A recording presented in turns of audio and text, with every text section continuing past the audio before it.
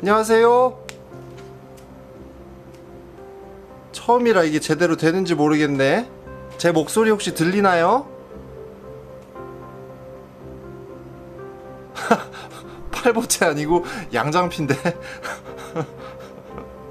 뭐 양장피나 팔보채나 비슷하죠. 지금 뭐 나름 라이브를 하겠다고 좀 꾸몄어요.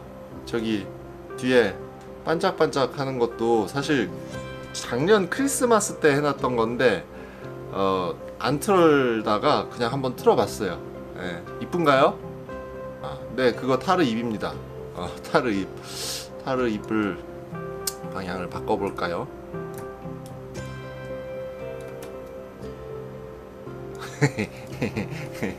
타르도 같이 있어야죠. 네, 8월에 크리스마스 맞습니다. 혼자 그냥.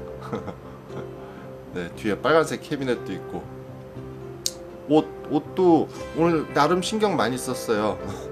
옷도 제가 갖고 있는 티셔츠 중에 그래도 그림 그려져 있는 거 이쁜 거 골라 입었습니다. 나름. 고양이 귀여워요. 무캐예요. 무캐 안녕. 부캐가 아니라 무캐고 얘는 안녕. 얘는 미호예요. 아이고 이뻐. 미호. 무캐랑 미호는 3살이라 그래야 되나? 3살이에요. 둘이 한 넉 달 차이, 서너 달 정도 차이 나요. 생일이 아마. 네. 얘 그 밖에서 구조해 온 애거든요. 그래서 얘 생일을 제가 정확하게 알 수가 없어요. 타르요? 타르 글쎄 나올라 그럴지 모르겠네요. 내가 타르 너 어떻게 할래? 이렇게 물어봤더니 자기 쑥스러워서 자신 없다고 그러더라고요. 네. 뭐 이따 지 기분 내키면 나오겠죠. 타르 저 위에는 타르 사진입니다. 자, 안녕하세요. 네. 미친 것 같네요. 사실 오늘 라이브고 제가 작업실에서 그냥 중얼중얼 보통 할 때 맥주를 마시거나 소주를 마시거나 하는데 오늘 라이브를 이제 곧 할 거라고 친구한테 그랬더니 친구가 그 라이브 하면서 술은 절대 마시지 말라 그러더라고요. 네. 작가 친구인데 이제 저를 아주 아끼는 친구인데 실수할까봐 내가 술 먹고 뭐 혼자 술 먹고 찍어서 올리는 거는 편집이 되는데 라이브에서 헛소리했다가 박제돼가지고 나중에 문제 생길까봐 걱정된다고 절대 술 마시지 말라고. 네. 그래서 지금은 술을 안 마시고 맨정신으로 그냥 중얼중얼 하고 있어요. 네. 그러게요. 저도 신기해요. 아무것도 아닌데 이거. 그죠? 우리 맨날 채팅하고 문자하고 그렇게 하는 거를 그냥 하는 건데 이 채널을 통해서 이렇게 얘기하니까 기분이 되게 이상하네요. 나예은님 들어오셨네요. 나예은님 귀엽다는 무캐를 보고 말씀하신 거겠죠? 안성성님, 안성성님 네임드 들어오셨습니다. 안성성님 여러분 지난주에 저랑 빼갈 마시면서 속 깊은 얘기를 나눈 우리 훌륭한 작가님이십니다. 안성성님도 들어오셨고, 네, 그쵸? 음주 라이브는 위험하다고 포레스트 마이크로님, 우리 포레스트 마이크로님도 정말 주간 창작의 열혈 댓글러, 열성 댓글러 중 한 분이시죠. 감사한 분입니다. 네, 음주 라이브 조심할게요. 연예인. 네, 그런 말 하면 현타 옵니다. 현타. 보통 유튜브 라이브 같은 거 하면 무슨 얘기들 합니까? 보통 그냥 수다 떨죠? 뭐 먹거나 아니면 뭐 맥주 같은 거 마시면서 어떻게 지낸지 수다 떨고 그러시는 것 같은데. 코르닐리아 콩나물국에서 온 여행기사님 안녕하세요. 네. 제가 코르닐리아 콩나물국에서 온 여행기사님이 아이디가 너무 인상 깊어가지고 기억하고 있어요. 댓글 주신 것도 기억하고 있고. 네. 드라마 보다가 주인공이 갑자기 말 거는 것 같다고.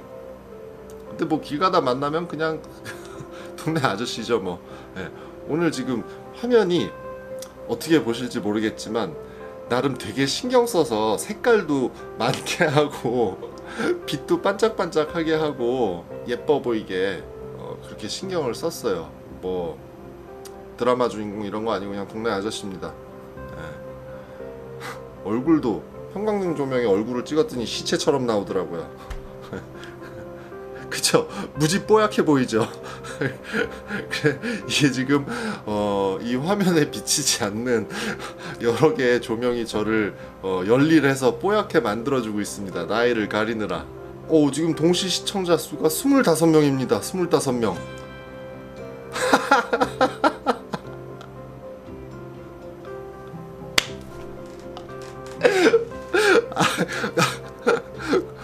아니 제가 왜 웃냐면 코르닐리아 콩나물국에서 온 여행기사님이 얼마 전에 그 어떤 영상에다가 댓글을 하나 주셨는데 악플 달고 싶다라고 댓글을 주신 적이 있으세요.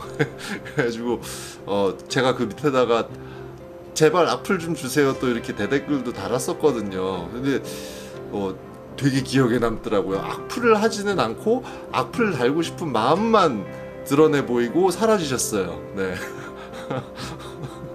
옷이 도자기 같아요. 그쵸. 이 옷이요. 제가 오늘 옷을 사실 나름 또 소심하게 여러 벌을 갖고 왔어요. 여러 벌을 갖고 와서 조명을 이렇게 해놓고 어떤 옷이 제일 예뻐 보이나 갈아입으면서 했는데 이 옷이 이뻐 보이더라고요. 이 옷 하얀색에 주황색 꽃이랑 초록색 이 이파리 그려져 있는 옷이에요. 이쁘죠? 빛 받아서 도자기 같아 보이나요? 네. 실제로 보면 그냥 내복 같아요. 내복 같은 질감의 옷이에요. 그냥은. 그러니까 여러분 보이는 건 믿는 게 아닙니다. 다 세팅이에요. 목이요. 네. 목이 늘어난 것 같아요. 잠깐만요. 이게 영상이 좌우 반전이 안 돼 보여서 제가 영상에서 이쪽이 늘어나 보여서 이쪽을 당기면 그러니까 그쵸 이쪽으로 해야지 정상이죠. 목이 늘어난 게 아니라요. 아니 이쪽이죠. 목이 늘어난 게 아니라 제가 옷이 목이 이렇게 꼭 끼는 옷을 힘들어해요. 그래서 좀 옷 살 때 목이 널널한 옷을 네 수박님 감사합니다. 적절한 지적이신 것 같아요. 네 목을 좀 제가 신경을 쓸게요. 이쪽이 이렇게 네 이쪽이 이렇게 되게 네 목이 늘어나면 그렇죠.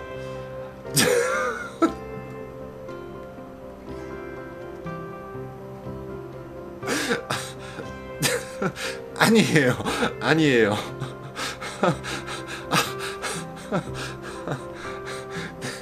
그래요. 그 라이브의 맛은 이런 거죠.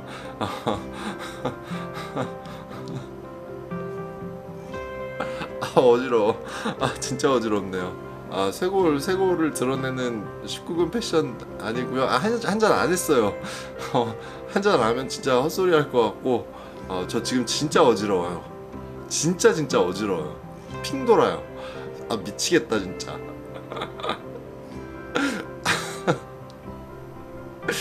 여러분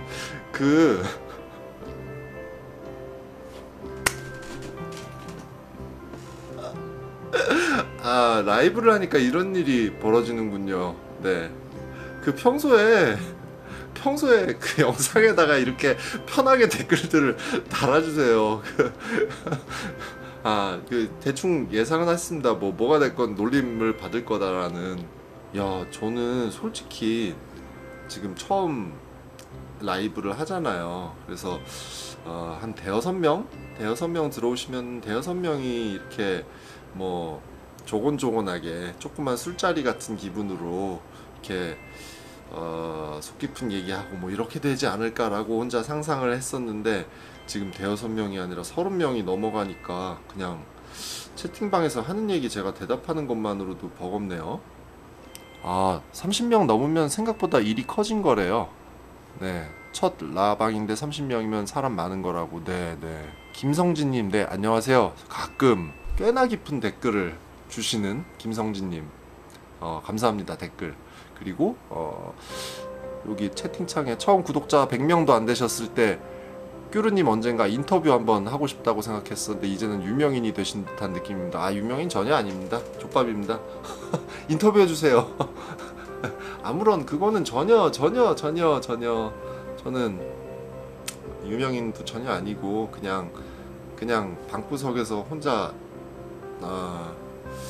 모르겠어요. 미술이라고 이거를 불러야 될지도 모르겠고, 그냥 그렇다고 내가 제대로 유튜브를 하고 있는 건지도 잘 모르겠고, 그냥 제 자기 식대로 노는 그냥 어떤 사람이에요. 그냥 그러니까 김성진님 인터뷰 뭐 궁금한 거 있으시면 언제든지 제 메일 계정으로 연락 주셔도 되고 편하게 컨택해 주시면 됩니다. 뭔가 라이브 방송에서 얘기할 만한 궁금한 게 있으시면은 댓글로 물어봐 달라라고 제가 요청을 드렸었는데 두 분이 질문을 주셨어요. 두 분.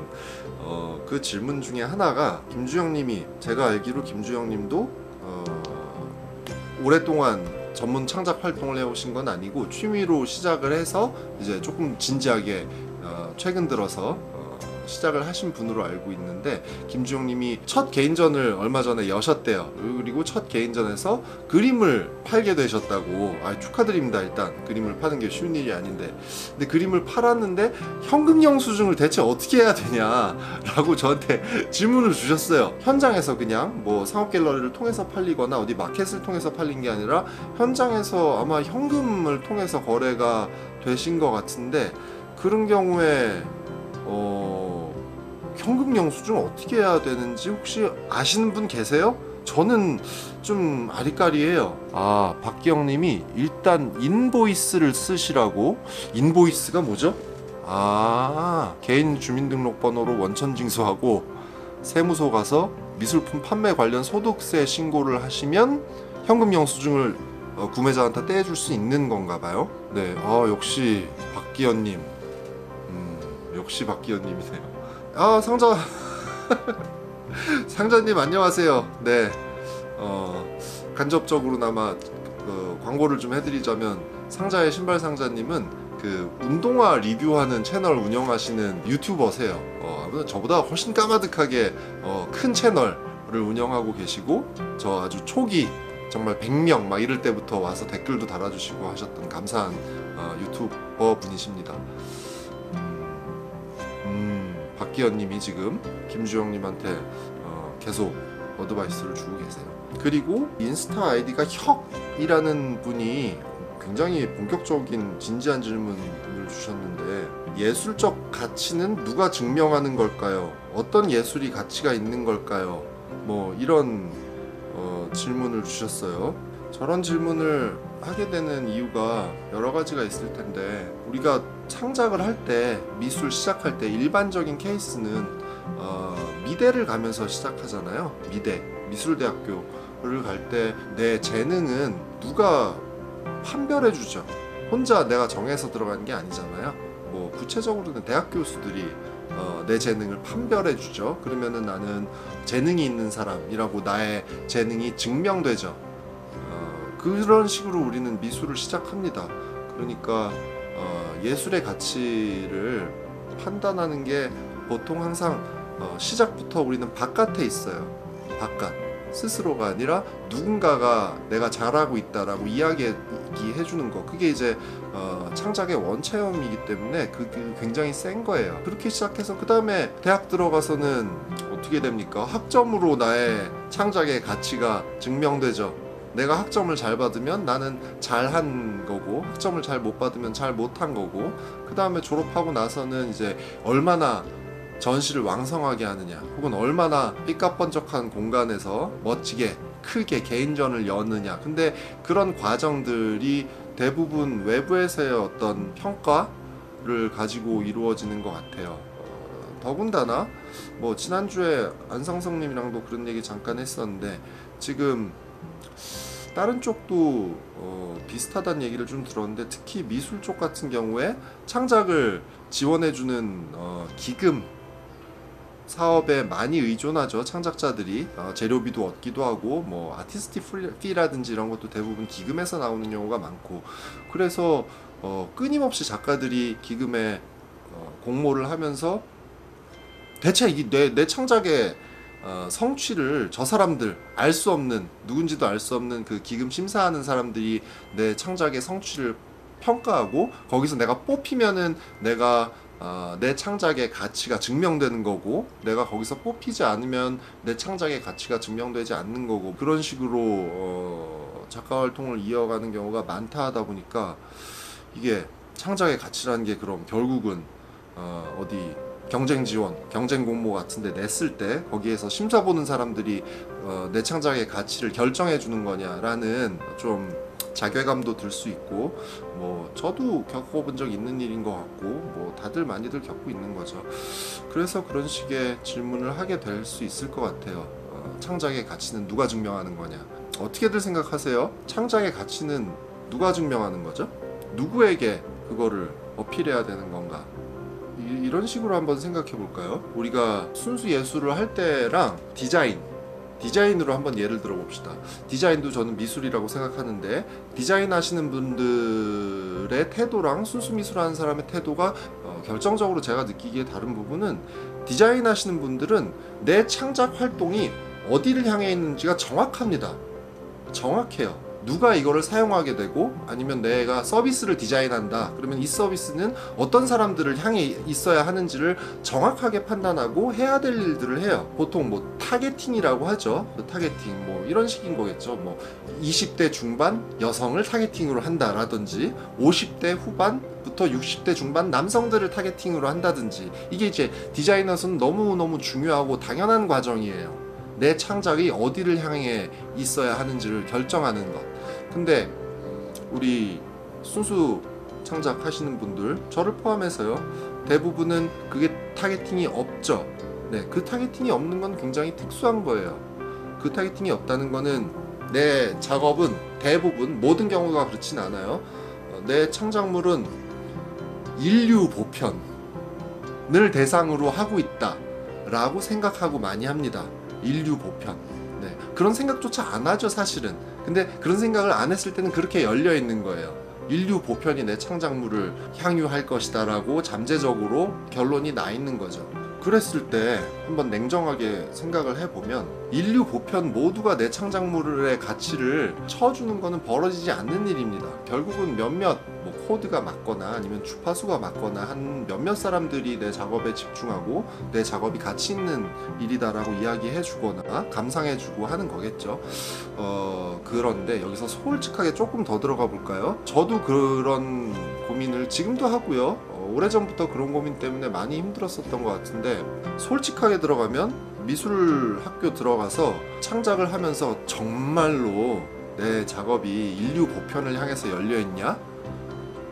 라는 질문을 스스로 던져보면 아닌 경우가 많았던 것 같아요. 적지 않은 경우에 이게 좀 찌질한 얘기인데요. 적지 않은 경우에 정체를 알 수 없는 어떤 미술계가 내 작업에 강력한 시선으로 들어와 있어요. 강력한 시선으로 잠재적으로 들어와 있어요. 뭐 심리학적으로 초자라고 비유적으로 얘기해도 될 것 같은데 어떤 시선이 있습니다. 미술하는 사람들 머릿속에. 그 미술계의 시선이라는 게 때로는 입시할 때는 입시 들어와서 평가해주는 교수님들이기도 하고 학교 다닐 때도 학점 주는 강사 선생님이기도 하고요. 졸업하면서는 내가 기금 공모를 넣는 기금의 심사위원들이 될 수도 있고요. 아니면 특정 공간의 운영자나 뭐 그런 것들이 잠재적으로 들어와 있는 거죠. 사실은 우리의 창작이 그쪽을 많이 향해 있어요. 저는 그냥 벌어진 일을 한번 얘기해 보는 겁니다. 제 마음속에서도 벌어졌던 일을 얘기해 보는 거고 그랬을 때 되짚어서 생각해 보면 그렇게 멋대로 들어와서 내 작업을 샅샅이 훑어보고 있는 그 강력한 초자적 시선을 좀 배제해보고 정말 누군가를 향해서 작업을 해보기도 하고 결국은 그걸 통해서 실제로 커뮤니케이션을 이뤄내보고 싶다라는 큰 바람이 좀 생겼던 것 같아요. 사실 그래서 유튜브도 시도해보는 것이기도 하고요. 그래서 혁님 주셨던 질문, 내 창작의 가치는 누가 증명하나요? 그건 어떻게 증명되는 건가요? 그거는 아마 스스로 한번 이렇게 바꿔서 질문해 볼 수도 있을 것 같아요. 내 창작의 가치를 누가 증명해 줬으면 좋겠는지, 대체 누구한테 내 창작의 가치를 인정받고 싶은 건지, 그게 조금 구체화되면 내 창작의 결도 달라질 수 있고요, 작업에 대한 고민도 더 구체화될 수 있을 것 같기도 하고, 그런 생각입니다. 저도 가설이에요. 그냥 지금 실험 중인 거예요. 유튜브를 통해서 전시장이라는 더 미술계에 가까운 채널이 아니라 다른 채널을 통해서 내가 창작을 하게 됐을 때 창작이 공허하게 그냥 날아가 버리거나 이게 가치가 있는 건지 없는 건지 모르는 상태에서 유야무야 그냥 돼버리고 현타 오고 하는 그런 거 말고, 실질적인 커뮤니케이션이 유튜브에서는 또 다른 방식으로 좀 벌어질 수 있지 않을까라는 거를 좀 가설을 세우고 해보고 있는 거고, 덕분에 이렇게 라방도 합니다. 네. 아유, 막 짓거리는 동안 채팅이 막 올라갔어요. 저 조금만 복습을 좀 해볼게요. 삐양님께서는 이제 미술 그만하고 싶다는 생각도 든다고 말씀을 주셨어요. 네. 저도 겪고, 제 주변의 동료 작가들, 아무리 단단해 보이는 동료 작가들도 다들 한 번씩 하게 되는 생각인 것 같고요. 언제든지 그만두셔도 되고요. 그리고 언제든지 다시 돌아오셔도 돼요. 이게 미술의 장점입니다. 언제든지 그만둘 수 있고 언제든지 다시 시작할 수 있어요. 미술은 내가 하는 거예요. 내 공간에서 내가 창작 활동에 골몰하는 순간 미술이란 사건이 벌어지는 거라고 저는 생각해요. 언제든지 그만둬도 되고 언제든지 다시 돌아올 수 있어요. 저도 뭐 어느 날 갑자기 그만두게 될 수도 있는 거고, 그리고 뭐 몇 년 쉬다가 그림 좀 그려볼까 이러고 갑자기 또 캔버스와 물감을 살 수도 있는 거고, 그런 거죠. 네, 포레스트 마이크로님은 창작물이 사람 같다고 생각하신다고, 노력하지 않아도 인권이 주어지는 것처럼 작품에는 다 규정하지 못한 가치가 내재된다고. 와우. 네. 여러분이 저는 무슨 말인지 이거 알 것 같은데 이 말이 무슨 말인지 아시겠습니까? 그러니까 사람이 아무리 잘나고 아무리 못나고 뭐 어떤 집안에서 태어나건 어떤 국가에서 태어나건 어떤 시대에 태어나건 기본적으로 갖고 있는 인권이라는 게 있잖아요. 존재로서의 가치. 창작물도 그런 거 아닐까라고 지금 말씀하시는 겁니다. 이거 되게 감동적인 건데. 네. 저도 그렇게 생각해요. 네. 더 가치 있는 작업 따로 있고 더 몰가치한 작업 따로 있다고 생각하지 않습니다. 그런 건 있을 수 있죠. 잘 팔리는 작업, 비싼 작업이 있고 잘 안 팔리는 작업, 싼 작업이 있고, 네, 그건 다른 얘기예요. 네, 그거는 좀 다른 얘기라고 생각합니다.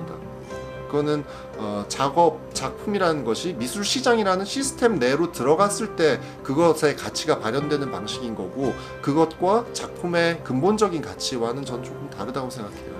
시장에서 엄청난 가치를 갖고 있는 작업도 누군가의 눈엔 아무것도 아닌 것일 수 있고요. 누군가의 눈에 너무너무 소중한 작업도 시장에서는 팔리지 않을 수 있고, 문제는 그런 생각이 들 때죠. 나 스스로 너무 좋아서 했고 나 스스로 너무 가치 있는 거를 했다고 생각했는데 아무도 그거를 인정해주지 않을 때, 그게 진짜 괴로운 거죠. 마음이 찢어지죠. 아무리 긍지가 높고 아무리 자아가 강한 사람도 마음에 타격이 옵니다. 그런 타격이 올 때는 어떻게 하나요? 모르겠어요. MC 누리님은 창작 행위로 인해 나 스스로가 즐거운 게 먼저인 것 같아요. 네, 저도 그렇게 생각해요. 스스로에게 증명하면 남들도 좋게 봐주는 것 같아요. 저도 그렇게 생각해요. 근데 그것이 강한 영혼의 힘이 있어야 그게 될 수 있는 것 같아요. 네, 어쩔 수 없이 인간인지라 자괴감이 들 때도 있고, 그럴 때 어떻게 하십니까? 저는 그거를 어떻게 이겨내는지 가만 생각해보면 주변의 몇몇 시선이 저는 굉장히 중요해요. 주변에 내가 어떻게 하루하루를 살아가고 있고 창작하는 삶을 내가 어떻게 영위해 가고 있는지를 내 삶의 증인 같은 사람들이 날 보고 있고 내 작품을 볼 것이다 라고 많이는 필요 없는 것 같아요. 많이도 잘 안 되고 몇 명, 그 몇 명의 시선이 저한테는 되게 크게 힘이 됐던 것 같아요.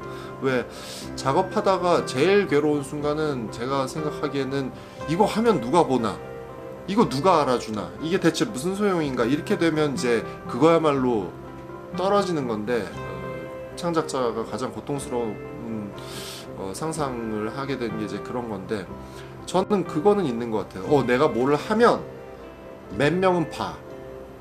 몇 명, 제 주변 사람들을 얘기하는 겁니다. 제 주변에 제 창작을 응원하는 몇몇 사람들이 있고, 그 사람들은 분명히 내 작업을 봐줄 거고, 그 사람들은 분명히 진하게 그리고 깊게 들어와서 봐주려고 노력할 것이고, 그게 저한테 되게 큰 힘이 돼요. 그래서 작업할 때 그 사람들을 상상합니다. 구체적으로. 좀 귀여운 거긴 한데, 누가 보면 이거 뭐라 그럴까? 내가 디테일 여기서 이렇게 했는데 누가 보면은 이거 대충 했다 그럴 것 같아. 여기서 조금 더 붙잡고 있자. 뭐 이렇게 얘기할 때도 있고, 뭐 작품의 세부들을 결정하는 데 있어서도 저는 그런 사람들의 시선 같은 것도 되게 중요했었던 것 같아요. 그 사람이 봤을 때 뭐라고 생각할까? 그 사람이 봤을 때 뭐라고 생각할까? 뭐 이런 거. 그래요. 고흐도 살아생전 실패했다고 괴로워했었다 라고 박기현님 말씀 주셨어요. 그래요. 그래도 고흐가 버틸 수 있었던 거는 동생이 끊임없이 용기를 주고 끊임없이 고흐의 그림에 대해서 피드백 해주고, 피드백 중요하거든요. 예. 작품의 세부에 대해서 계속 이야기 나누려고 하고 그랬죠. 지금 딴 게 갑자기 생각나서 태호 얘기가 나오니까, 제가 동생이 있거든요. 남동생이에요. 남동생이고 제 동생은 되게 착해요. 저는 별로 안 착해요. 사실은 저는 좀 성질이 나쁜 데가 있어요. 성깔이 더럽다고 보통 얘기하는 그런 데가 있어요. 유튜브에서는 그런 거 잘 안 보이려고 노력하죠. 근데 아무튼 막 예민한 데가 있어가지고 그런 데가 있는데, 동생은 아무튼 착하거든요. 근데 내가 동생한테 다 술 먹고 그랬나? 나 어떤 상황이었는지 잘 기억도 안 나요. 너 태호가 빈센트 반 고흐 동생 태호라는 사람이 반 고흐가 죽고 나서 너무 슬퍼서, 반 고흐 죽고 얼마 안 있어서 시름시름 앓다가 죽었거든요. 형이 죽으니까 슬퍼가지고. 내 동생한테 너 이 새끼, 태호는 반 고흐가 죽으니까 너무 슬퍼서 시름시름 앓다 죽었다. 너 형한테 어떻게 너 도움을 주겠니? 막 이런 진짜 말도 안 되는 소리를 술 먹고 했나봐. 그런 얘기를 한 적이 있어요. 그리고 얼마 안 있어서 물감 사주더라고요, 동생이. 저는 평소에 못 사는 비싼 물감을, 유화 물감 세트를 사줬었어요, 동생이. 갑자기 생각나네요. 내 동생 곱슬머리. 네. 상자의 신발 상자님께서, 그쵸, 신발 상자님은 미술 관련된 일을 하시는 분은 아닌 걸로 저는 알고 있고, 뉴스나 토픽, 맞아요. 특히 뭐 포털 사이트에서 미술 관련 뉴스 나오면은 이제 다 그런 의문을 표하죠. 이게 예술이냐? 이게 무슨 가치가 있냐? 네, 아주 어려운 문제입니다. 특히 항상 얘기되어지는 거, 이우환 점 하나 툭 찍고, 이게 특히 사람들이 많이 분노하는 포인트는 뭡니까? 이게 왜 몇억 원이 되어야 하냐? 왜 이것의 가격이 몇억 원, 몇십억, 몇백억으로 매겨지고, 일반 직장 다니시거나 장사하시거나 어쨌건 일하시는 분들이 보기에 이거는 너무너무 부조리한 거죠. 예술이 그런 식으로 매매되고 하는 게 도저히 이게 무슨 가치인지, 화면에 점 하나, 미안합니다 이우환님, 화면에 점 하나 찍고 왜 그 가격으로 팔려야 되는지 이해하실 수 없는 거 당연하다고 저도 생각하고요. 야, 이거 무지하게 어려운 문제입니다. 제가요, 시장에서의 미술 작품의 가치에 대해서 함께 이야기할 만한 게스트를 나중에 한 분 모시고 그걸 주제로 한번 다룰게요. 네. 제가 지금 얘기하기엔 너무 장황하고 너무 어려운 얘기이기도 하고요. 또 잘 모르기도 하고요. 저도 궁금한 부분도 있고 해서 미술의 작품 가격에 대한 얘기는 뭐 나중에 하기로 하고, 상자님께서 질문을 주셨던 건 정말 이게 예술이냐? 선 하나 긋고 점 하나 찍고 정말 뭔가 그런 게 느껴져서 그렇게 하는 거냐?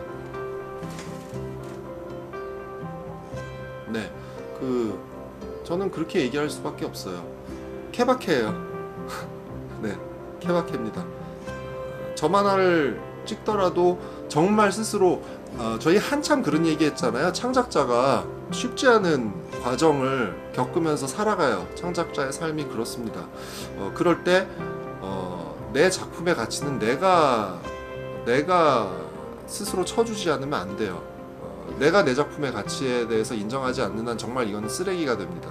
그래서 그런 것들, 뭐 점을 하나를 찍던 선을 하나를 긋건 아니면 캔버스 앞에서 춤을 추고 끝내버리건 이것이 어떤 가치가 있느냐 없느냐의 문제는 창작자 스스로 대답할 수밖에 없고요. 그 질문에 대해서 정말 진정하게 yes 라고 말할 수 있는 창작자의 작품은 저는 가치 있다고 생각해요. 네. 그런데 왜냐하면 그렇게 yes라고 말할 수 있는 건 너무 어려운 일이거든요. 스스로 정말 잔인하게 스스로를 벗겨놓고 스스로에게 질문했을 때 나는 해야 할 일을 했어 라고 대답할 수 있는 거 어려운 일이고 그런 일이 벌어졌다. 가치 있는 일이라고 생각합니다. 그런데 어려운 지점은 사기꾼도 있다는 겁니다. 사기꾼도 있죠. 미술하는 사람들 중에 사기꾼의 비율이 비미술인들의 사기꾼의 비율과 어떨지는 저는 잘 모르겠어요. 네, 사기꾼은 어디나 있죠. 이 동네도 사기꾼은 있습니다. 근데 그거는 내가 판별할 수는 없어요. 네, 본인이 제일 잘 알겠죠. 네, 아마도이님 또 이우환 얘기를 잠깐 하셨네요. 근데 실제로 봤는데요, 그냥 볼만해요.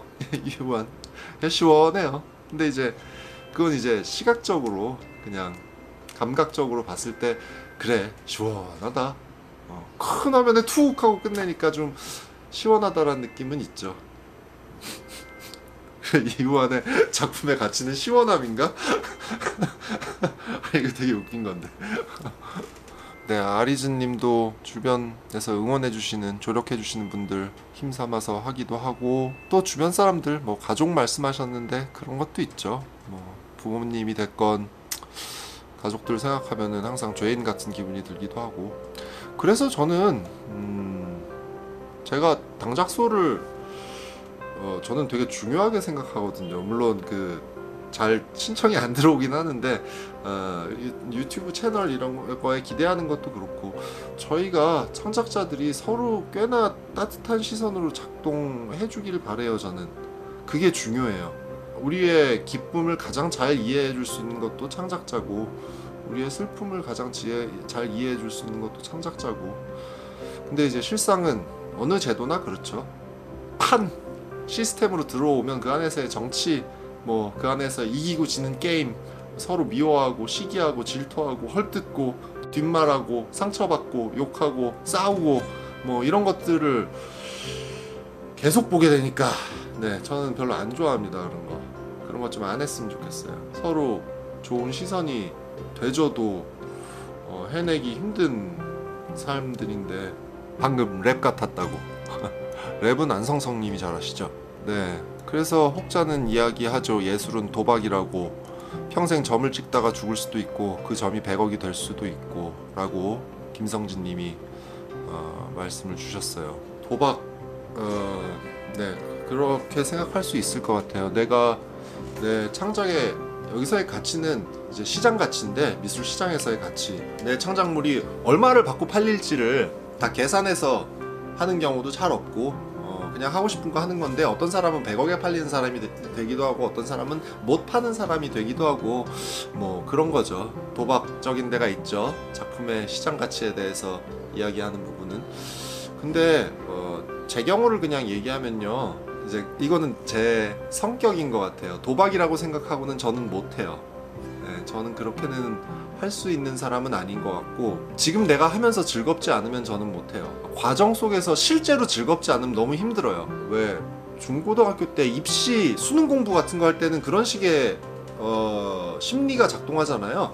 지금은 나는 하나도 안 재밌고 지금은 나는 너무 힘들고 고생스러운 하루하루를 보내고 있지만 언젠가는 좋은 날이 올 거다, 좋은 대학을 가거나 뭐 좋은 결과로 이 시간들이 이어질 거다라는 기대를 하면서 오늘의 고통을 내가 참으면서 사는 거잖아요. 뭐 예를 들면 입시 같은 경우에요. 근데 저는 창작을 그렇게 하고 싶진 않아요. 실제로 하면서 재밌어야 돼요. 지금 내가 즐거우려면 뭘 해야 될까? 그런 걸 집중해서 그냥 생각하면서 하는 것 같아요. 유튜브도 그래서 시작하게 된 것 같고요. 그 전시라는 채널을 전제로 해서 작업을 한참 했었는데 어쨌건 지난 많은 시간 동안 어느 순간부터 재미가 없더라고요. 네, 작업하는 게. 근데 유튜브를 통해서 해보면 어떨까? 뭐 이런 거 상상하고 나니까 와 두근두근하고, 그리고 사실 이거 한 주 한 주 하는 게 꽤나 빡센데 아마 상상이 잘 안 가실 거예요. 매주 영상 하나 올리는 게 어떤 일인지. 근데 꽤 빡센 일인데 재밌어요. 네, 자랑을 많이는 안 할게요. 재수 없으니까. 근데 재밌어요. 그래서 하고 있습니다. 그 얘기는 언젠가 재미가 없어지면은 내가 또 이거를 언제 그만둘지도 모르는 거죠. 아마도이님이 어떻게 항상 재밌는 창작이 가능한가요? 라고 말씀하셨어요. 쇄골 조심해야지. 쇄골. 나중에 들어오신 분들은 모르겠지만 쇄골이 너무 드러난다고 지적을 받아서 옷 매무새를 좀 신경을 써야 돼요. 네. 항상 재밌는 창작 항상 재밌진 않아요. 항상 재밌으면 그거는 병이지. 내가 뭘 해도 뭐 하고 너무 재밌어 이러고 다음 주에 뭐 했는데 끝내줘 이러면 이제 약간 미친 사람 같이 되는 거고, 저도 사람인데 내가 하는 걸 이렇게 보면서 하죠. 저 주간 창작 하잖아요. 어떤 주에는 진짜 이불킥을 막 미친 듯이 해요. 와 졸라 재미없다 이번 주. 진짜 형편 없었다 이번 주. 이번 주 너무 별로다. 그러니까 나 요새 주간 창작 하고 있으니까 그걸 예로 들어서 말씀드리는 거예요. 이번 주 너무 별론데 또 어떤 주는 좀 괜찮은 것 같은데 이번 주 뭐 내가 보기에 좀 괜찮게 나온 것 같아. 그러면 이제 그 주는 꽤나 기분이 좋습니다. 그런 영상 올려놓고 나잖아요. 그럼 금요일 밤에는 저는 진짜 최고로 시원하고 맛있는 맥주를 들이붓죠. 예, 너무 행복해하면서 내 시간이 참 보람이 있었다라고 내가 스스로 판단하는 거예요. 어떤 과정은 괴롭고요. 내가 보기에 별로인 시간을 보냈을 때 어떤 과정은 즐겁고요. 근데 그게 뭐 당연히 오르락내리락 있죠. 그 오르락내리락 속에서 기쁨을 느끼는 거지. 뭐 좋은 시간이라는 게 항상 하이로 이렇게 있으면은 결국 그 시간의 가치는 떨어지는 거잖아요. 어려운 문제예요. 이 창작자 개개인의 성격적인 측면이나 성향 같은 것도 많이 중요한 것 같고요. 어떻게 이 시간을 가져가느냐 하는 그 방법론에 있어서는. 맞아요. 코르닐리아 콩나물국에서 온 여행기사님이 라면은 개고생한 뒤에 먹는 게 제일 맛있습니다. 맞아요. 개고생한 뒤에 작업하느라 고생한 다음에 먹는 맥주가 제일 시원하고요. 상자의 신발 상자님은 이거 아마 유튜브에서의 경험을 말씀하시는 것 같아요. 크리에이터시거든요. 저는 미술이랑 크게 다르다고 생각하지 않는데 생각지도 않은 것들이 터졌을 때, 특히 유튜브는 그런 거 확 오죠. 터지면 이게 터져? 이게 좋아요가 이렇게 많이 오나? 이게 댓글이 이렇게 달리나 싶은 것들이 있어요. 창작하면서도 그런 일이 벌어집니다. 나는 되게 툭 했는데 사람들이 갑자기 막 너무 좋아해. 그러면 이제 이게 약간 혼란스러워지면서 내가 어떻게 가야 되나 이런 거 다른 각도에서 생각을 하게 되기도 하고 그렇죠. 그거는 기쁜 순간이라고 생각해요. 그냥 기술적으로 생각하면요, 여기서의 기술이라는 거는 내 심리를 드리블하는 기술을 말씀드리는 겁니다. 내 심리를 드리블하는 기술로 생각해보면 저는 그런 식인 것 같아요. 사람들이 아무도 내 작업에 관심 없고 내 작업의 가치를 외부에서 반응이 없을 때는 오히려 이렇게 내가 알아. 내 작업의 가치는 내가 알아. 내가 알고 내가 하는 과정에서 즐거움이 있었으니 됐고 이렇게 버티는 것일 수도 있고요. 그랬던 것 같고, 만약에 외부에서 반응이 오면 그거에 대해서는 되게 냉정하게 생각해요. 내가 좋지 않았다라고 생각했던 작업도 외부에서 반응이 있다 그러면 그거에 대해서는 곤조 안 부리는 게 맞다고 생각합니다. 저는. 그래서 사람들이 이런 거 좋아하는구나, 이런 게 나한테 있었던 거구나, 나는 깨닫지 못했지만 그러면 그런 거를 조금 더 디벨롭해서 할 수 있는 건 없을까? 뭐 그렇게 생각하는 것 같아요. 그렇게 생각하게 된 계기도 사실 있어요. 네, 학교 다닐 때 저의 담당 선생님이요, 담당 교수님이 저한테 어떤 식의 작업을 하나 하라고 계속 얘기했어요. 제가 진행하고 있던 프로젝트가 이렇게 있었는데 그 중에 자네는 그 프로젝트 중에 요런 성격의 작업이 하나 있는 게 좋겠네 를 한 학기 내내 말씀을 하시는 거예요. 나는 그걸 할 생각이 없는데, 그거 너무 하기 싫은데 그래서 안 했죠. 제가 말을 잘 안 들었던 것 같아요. 안 하다가 이 어르신이 그렇게 똑같은 얘기를 정말 화딱지도 날 텐데 계속 하시는 거를 내가 듣고, 그래 그거 뭐 하나 하지 뭐, 하나 해서 내 졸업 선물로 이렇게 드린다고 생각하고 작업을 하나 한 게 있습니다. 제 계획에 없던 작업을 선생님이 계속 이게 있으면 좋을 거네, 이거를 해보면 좋을 거네 해서 하나 했는데 그 작업이 좋았다요. 해놓고 나니까 저도 좋았고요, 해놓고 나니까 사람들도 좋아했던 그런 작업이 하나 있어요. 그리고 그걸 한번 겪으니까 외부의 어떤 반응 같은 거에 대해서 조금 예민하고 수용적으로 반응하는 것도 나한테 창작의 즐거움을 더 줄 수 있구나, 내가 휘둘리는 게 아니라, 그런 생각도 그때 좀 했던 것 같고요. 저는 그런 거 좋다고 생각해요. 아까도 처음에 디자인하는 분들은 타겟팅 정확하게 한다고 하잖아요. 어떤 사람들이 내 작업을 좋아할지, 좋아했으면 하는지, 그 사람들이 좋아하고 반응해 줄 것 같은 작업을 내가 적극적으로 탐색하는 거 저는 리스펙합니다. 네, 리스펙해요. 그거에 대해서 너는 네 영혼의 목소리에 귀 기울이지 않았어, 그거는 너무 그렇게 생각하진 않아요. 세계와 인터랙션 하는 방식이라고 생각해요. 세계와 관계 맺는 데는 여러 가지 방식이 있는 거고, 누군가의 목소리에 귀 기울이거나 사람들이 원하는 것에 대해서 내가 진지하게 탐색해 보는 거 되게 중요한 시간이죠. 그렇게 해서 내 창작 활동이 더 즐거워질 수 있다면 안 할 이유가 없어요. 할 수 있는 사람은 그렇게 해야 됩니다. 재주예요, 재주. 재능입니다, 그렇게 할 수 있는 것도. 서홍민님, 민서홍님일까요? 서홍민님일까요? 꽃무늬 이쁘다고, 감사합니다. 네, 꽃무늬에 대해서 여러분들께서 말씀을 해주시네요. 네, 나름 신경 쓴 코스튬입니다. 네, 이쁘다고 하시니까 기쁘네요. 감사합니다. 네. 머리 자르니까 저 어려 보이나요? 네, 어려 보이려고 자른 거 맞습니다. 머리는 타르의 머리가 잘렸죠. 네. 하루에 잘린 머리. 하승현님, 일민미술관에서 했던 퍼포먼스에 대해서 퍼포먼스 말고 내 솔직한 생각을 들을 수 있느냐. 그래요, 그 일민에서 했던 퍼포먼스도 기대 이상으로 빵 터졌던 나름 반응이 있었던 것 같아요. 재밌게 보신 분들이 꽤 많았던 것 같고, 그 퍼포먼스에 대해서 질문해 주시는 분들이 꽤 많았는데 진짜 어떻게 생각하는 거냐라고. 왜냐면 그 연기라고 얘기하고 내가 이제 했으니까, 그거 어떻게, 제가 진짜 어떻게 생각하는지는 나중에 제가 세계의 비밀로 영상 하나 따로 더 만들게요. 그거 물어보시는 분들이 꽤 있었어서 네, 그런 계획을 가지고 있습니다.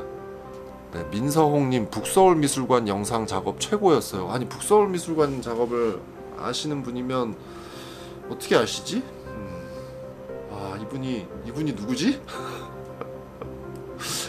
감사합니다. 그 작업을 기억해 주시는 분이 계시네요. 아마 우는 영상 말씀하시는 것 같은데, 북서울미술관에서 예전에 주재환 작가랑 2인전을 한 적이 한 번 있어요. 거기에서 영상물 하나 벽에다 틀어놓은 적이 있었는데, 그걸로 그 작업이 좋았다고 말씀 주시는 것 같아요.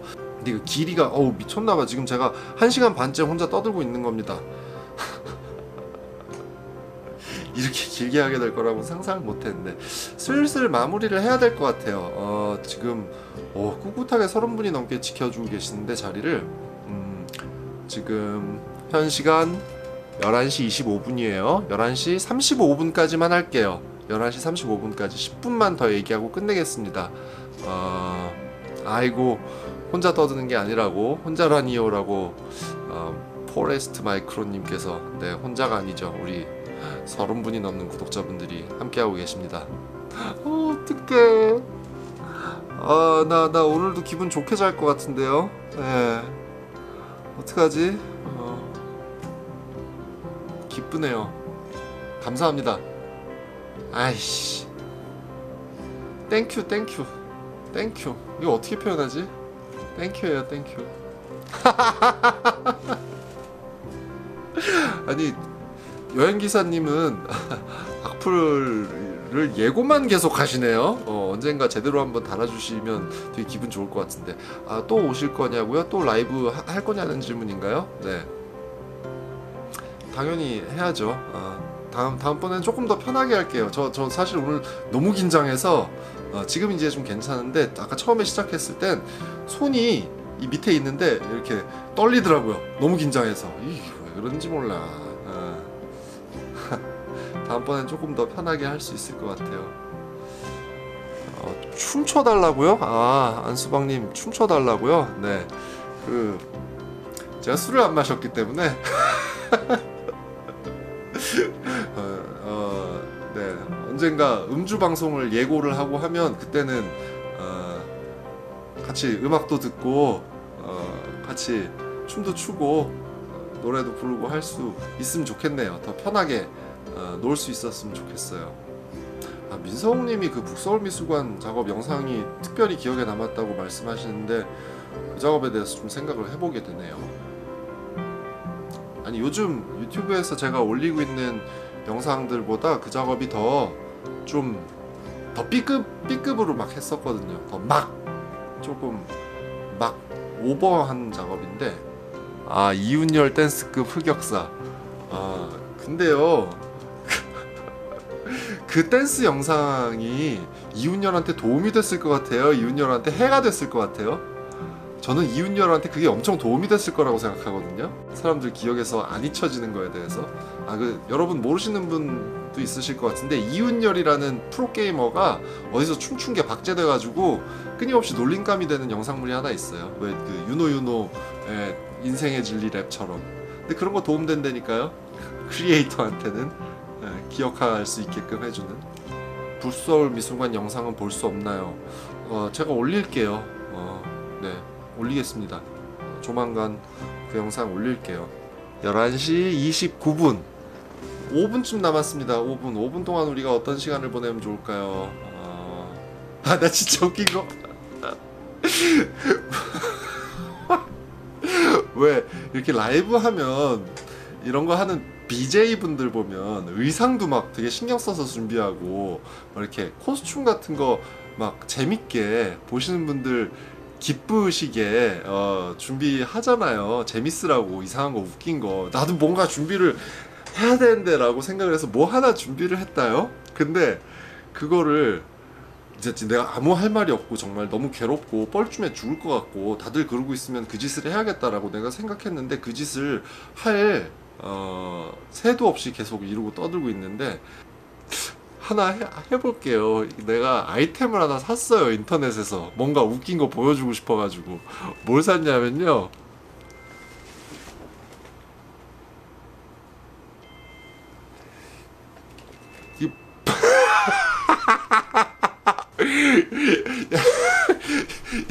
이런 걸 샀습니다. 이거 애기 타르 같은 게 이렇게 물고 있는 걱정이 된다고. 이거 귀엽지 않아요? 이거 엄청 귀여운 건데. 공룡이 머리를 물고 있는 머리끈 같은 게 어디 파티용품 파는 데 있길래 타르 생각나서 샀습니다. 이거를 쓸 기회도 없이 오늘 끊임없이 떠들었네요. 자, 근데 보이시나요? 나름 이게 고퀄이에요. 꼬리도 있고 다리도 있고 귀엽죠. 머리를 물고 있는 겁니다. 네. 타르를 오늘 인사를 못 시켜드려서 제가 타르 자, 오늘 어떠셨나요? 오늘 시간이. 네, 저는 좀 약간 계속 어지러운 시간이었고요. 왜 어지러운지 모르겠네. 왜 사람들 많은 데서 발표할 때 어지러운 거 비슷하게 계속 어지러웠어요. 약간 어지럽고 말을 너무 많이 한 것 같고 이제 약간 쓸데없는 소리 안 했나 혼자 계속 생각하면서 잘 것 같고 뭐 그렇습니다. 아무튼 와 진짜 끝까지 30명이 자리를 지켜주셨어요. 진짜 네 감사합니다. 우리 주간 창작의 찐 구독자님들, 그리고 잠깐이라도 들어왔다 나가신 분들 너무너무 감사드리고요. 오늘 영상을, 이게 편집이 꽤 오래 걸릴 것 같은데요, 아무튼 최대한 잘 편집을 해가지고 제가 영상으로 정리해서 채널에다 올릴게요. 나중에 볼 수 있게끔. 네 감사합니다. 감사합니다. 감사합니다. 감사해요. 다들 감사해요. 알러뷰 진짜. 자 수고. 현술리님 오셨습니다. 현술리님은 제 오랜 친구 작가입니다. 저의 소중한 시선 중에 한 명입니다. 땡큐 현술리. 그래요, 악플들 좀 준비해주세요. 자 오늘 여기까지입니다. 주간창작 첫 라이브 방송 무사히 잘 마친 것 같아요. 여러분 감사해요. 안녕 빠이. 쇄골 조심. 진짜 빠이. 아이 채팅 그만해요. 못 끄겠어. 채팅 그만.